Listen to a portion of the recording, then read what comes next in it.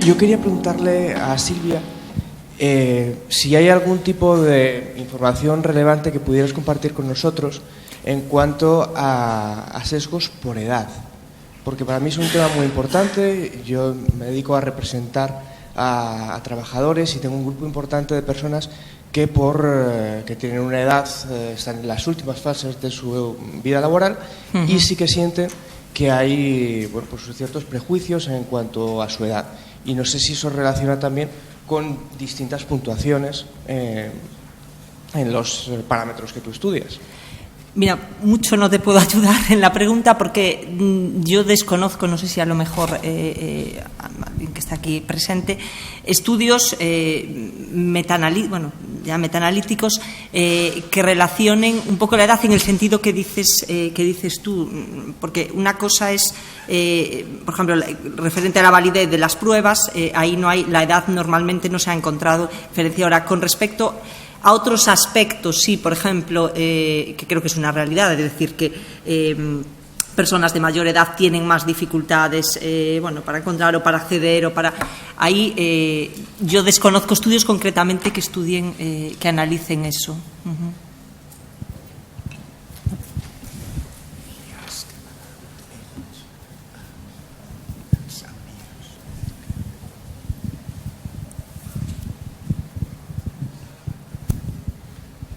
Para Andreu Vigil, a efectos de cerrar, podríamos llamar el gap cavernario, es decir, la diferencia entre el objeto y la sombra, ¿se están utilizando, se están incorporando elementos y herramientas de la neurociencia para pasar de la correlación y la inferencia más a la observación y a la medición directa? Pues la verdad es que funciona así, la verdad es que lo desconozco directamente. Pero bueno, si lo que ha presentado David nos va a dejar sin trabajo, si los neurocientíficos, y no me extrañaría que en un breve periodo de tiempo encuentran ese tipo de indicadores, realmente lo vamos a tener complicado. Pero digo, sinceramente lo desconozco.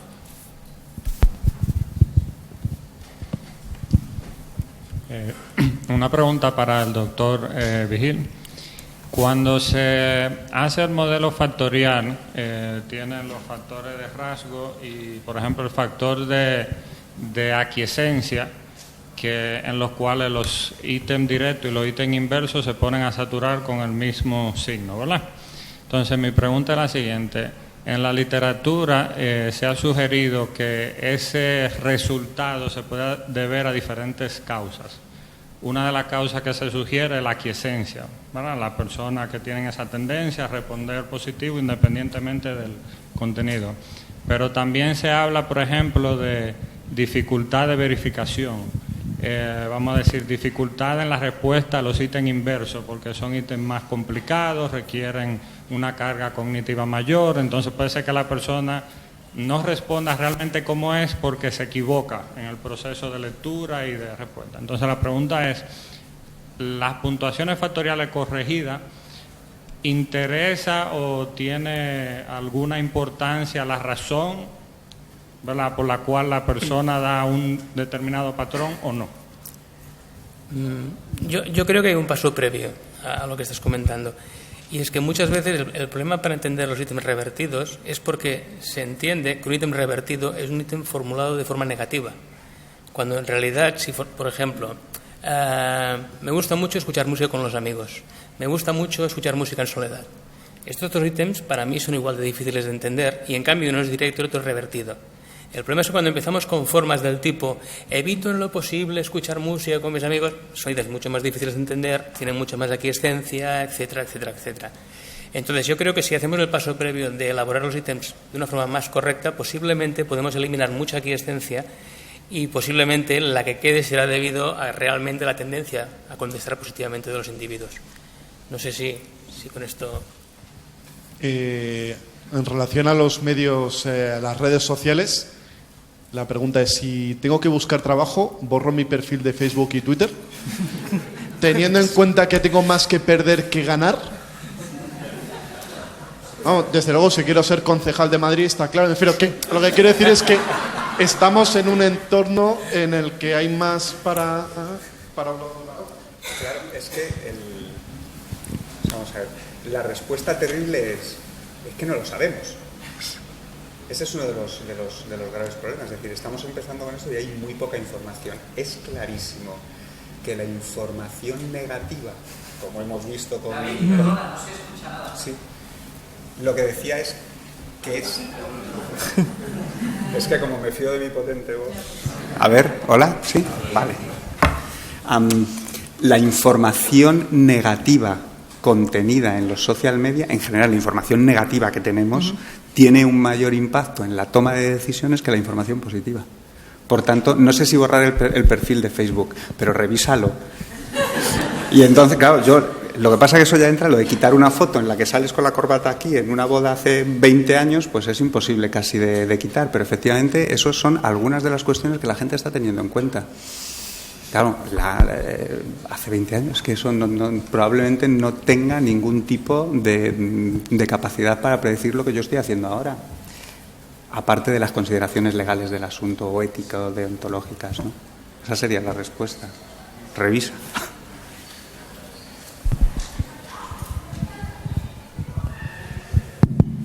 My question is to Professor Sackett.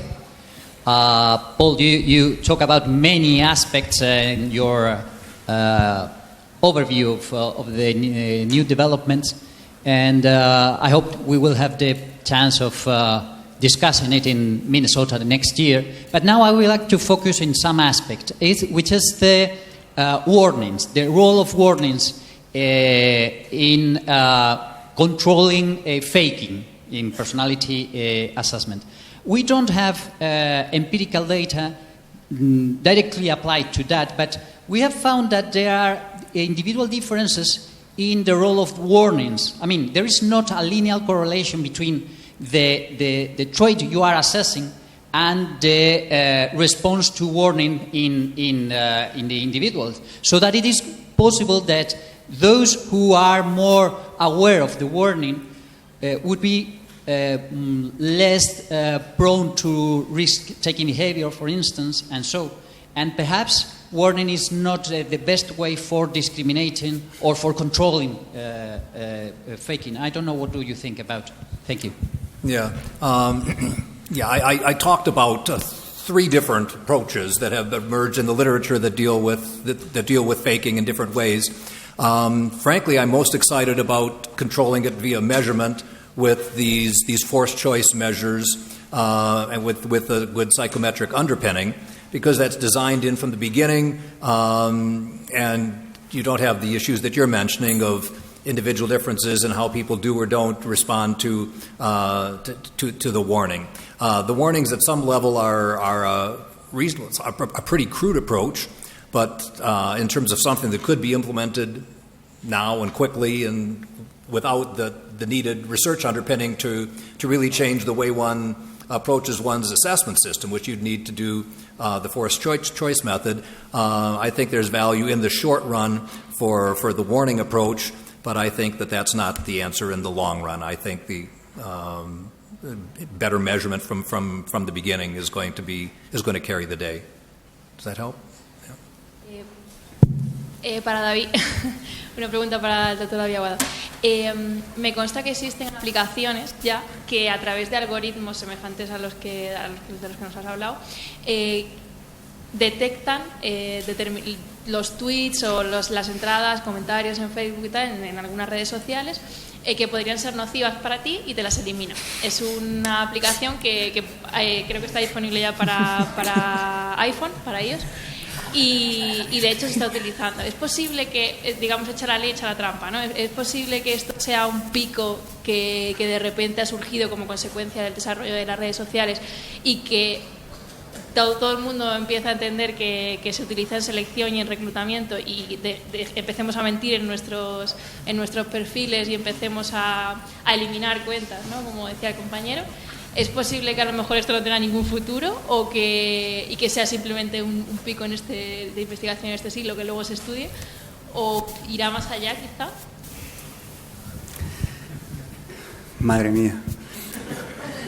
Yo creo que eso, la vida tiene sesgo y al final el sesgo está absolutamente en todo. Y si no es eso en concreto, será otra cosa, porque hay que dar trabajo a buscar en la psicometría cómo llegar a tener esa foto, ¿no?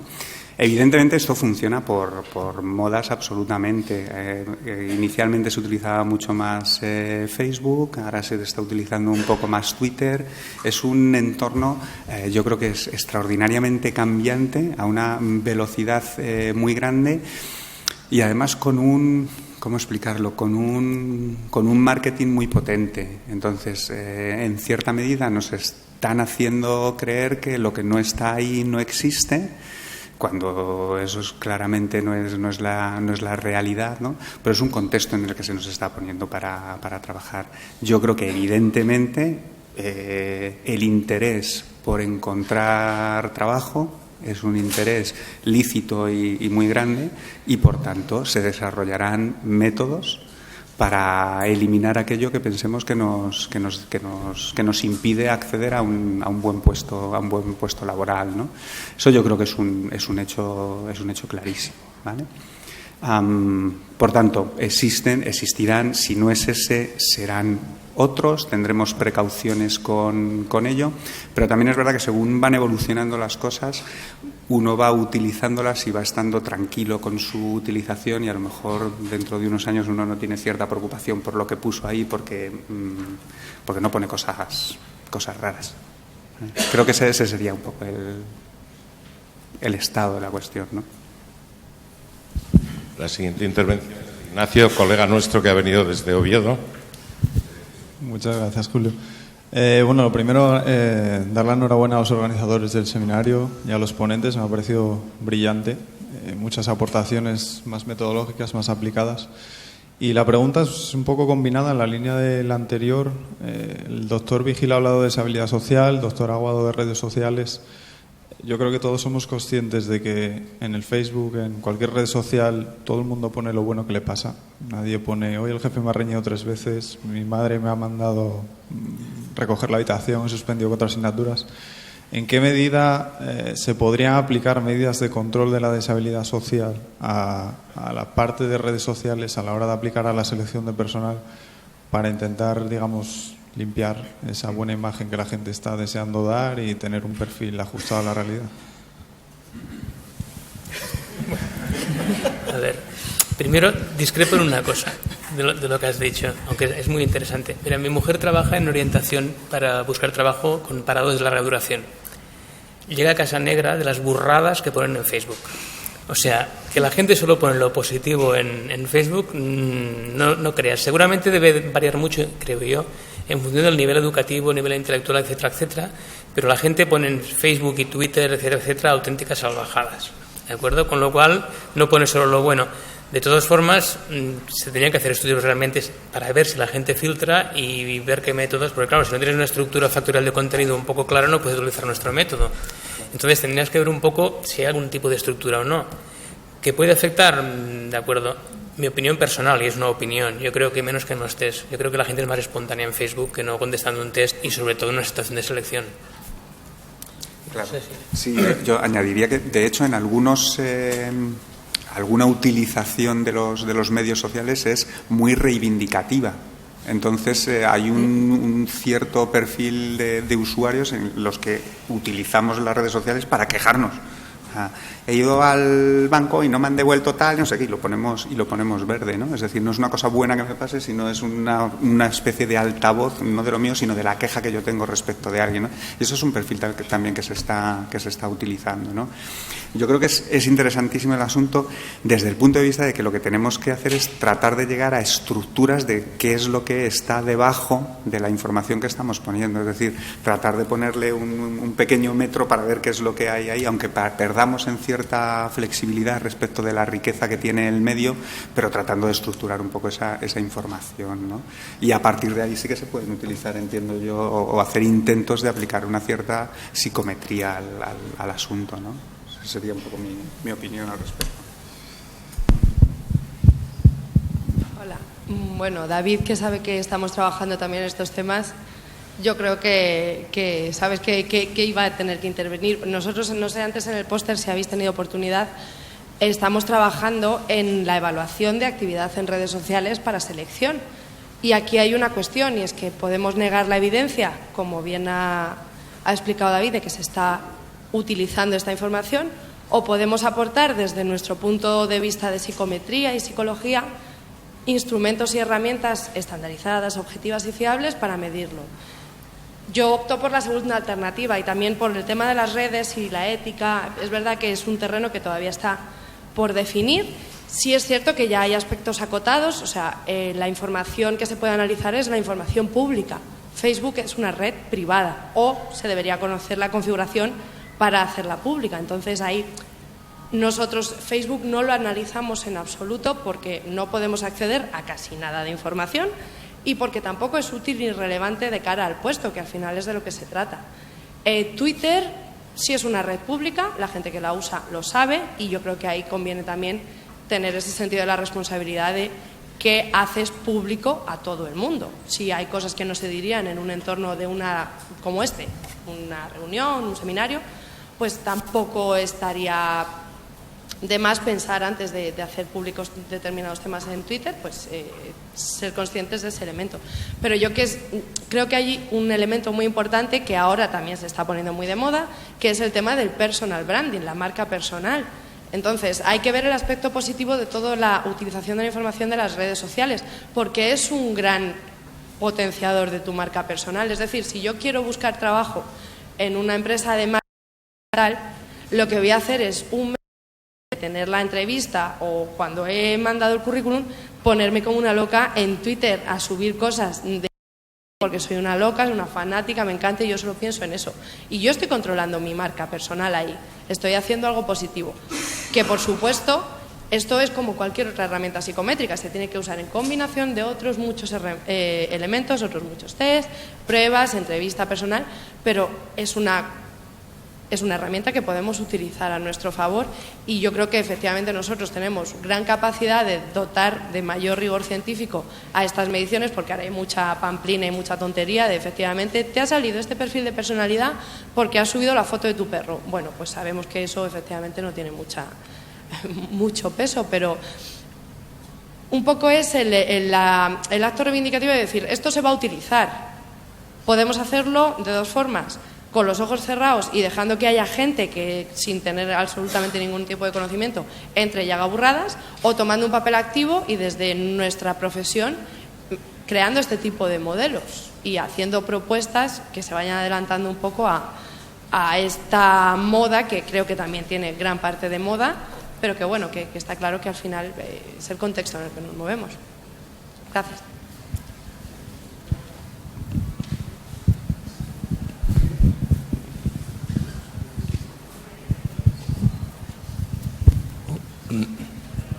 Okay, I would like to make a question to Professor Sackett. We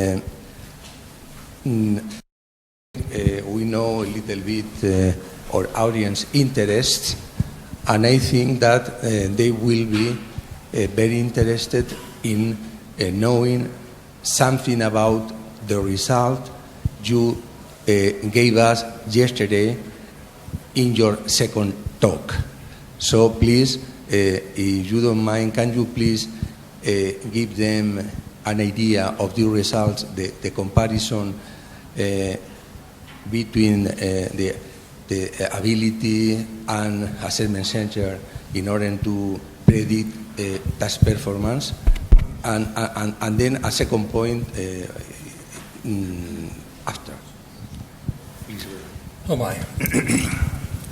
I think I was just asked to give a 2-minute summary of a 1-hour talk.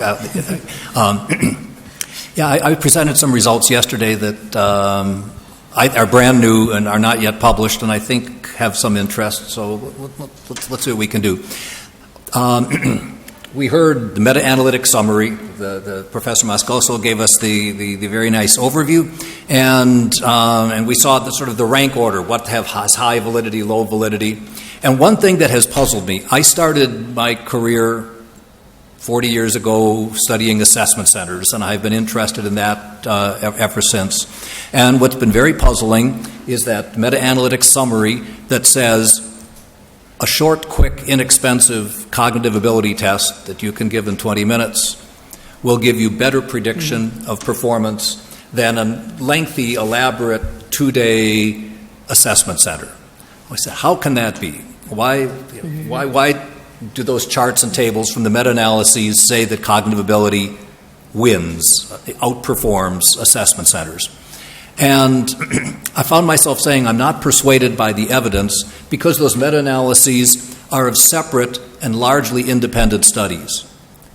Let's get all the assessment center studies we can and average the results. Let's get all the ability studies and average the results. To compare those averages requires that you make some pretty strong assumptions, namely that the settings, the samples of people, and the performance measures used are the same for both. And I'm not convinced that's true. So we did something really, really simple. We said rather than the grand averages, let's go out and find studies that do what I call a head-to-head comparison. For the same sample of people, their assessment center and cognitive ability test administered, so you can see what happens. So it's the same people, the same performance measure, okay? So we got a set of studies, everything we could find that used that strategy. And interestingly, in those head-to-head comparisons, the assessment center outperforms the cognitive ability test by a wide margin, okay? And the reason is the validity, the performance measure used in those cognitive ability studies is very narrow. They tend to be from studies of lower level jobs, and the outcome measure is typically what we call task performance, quantity, quality of work produced. The assessment center is trying to predict a much broader criterion. It's trying to predict leadership skills, communication skills, initiative, problem solving. Against that much broader criterion, which is not as cognitively loaded, the assessment center performs much better and cognitive ability much worse. So I'm not questioning the value of cognitive ability tests. We just have to be clear for what purpose, for what criterion, for what sample. So my argument is, one, the specific, I think this really gives new, the assessment center audiences that I've spoken to about this are, of course, quite excited. They find that a very interesting finding because everyone's been puzzled by this. But it also says we should be careful as a field in looking at the kinds of grand summaries that we see from the meta-analyses. Because you could do that kind of comparison for virtually any of the big list of things we talked about today. We could compare structured interviews with cognitive ability tests, for example, using this same strategy. And I think it's a very useful one, and I'm hoping that I can interest the profession as a whole into trying that strategy of saying what happens when you do same sample head-to-head comparison rather than looking at these very different studies. So that's the short version.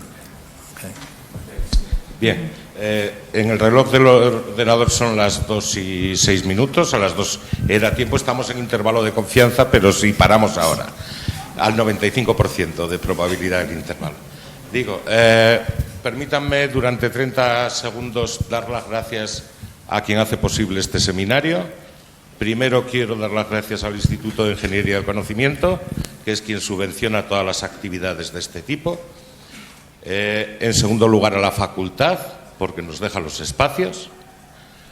En tercer lugar, a nuestros ponentes, especialmente a Paul Sackett, venir desde Estados Unidos a esto es de agradecer enorme. Le leemos continuamente, para mí era un nombre en un paper, Paul Sackett, y le he conocido humanamente a él y a su esposa, y les doy mucho las gracias por haber venido. Al resto de colegas, principalmente a los que venís de fuera, muchísimas gracias, es un honor para nosotros que vengáis. A la empresa que ha hecho el streaming, ya nos dará datos del éxito. Si hay alguien detrás de la cámara, les saludamos cordialmente también y les animamos a que el año próximo podamos hacerlo. Al Colegio Oficial de Psicólogos, que es quien nos ha posibilitado esa conexión, y 90 en este momento. Bueno, es que ahora sabían que me conectaba yo. Ya. Bien, y finalmente, por supuesto, a todos vosotros, vosotras, No tendría sentido para nosotros organizar esto si hoy no hay aquí, como ha habido, 130, 140 personas, y mientras las haya, incluso algunas menos, seguiremos proponiendo lo que para nosotros son temas interesantes en ese entorno del rigor, de la medición, de los recursos y de la selección.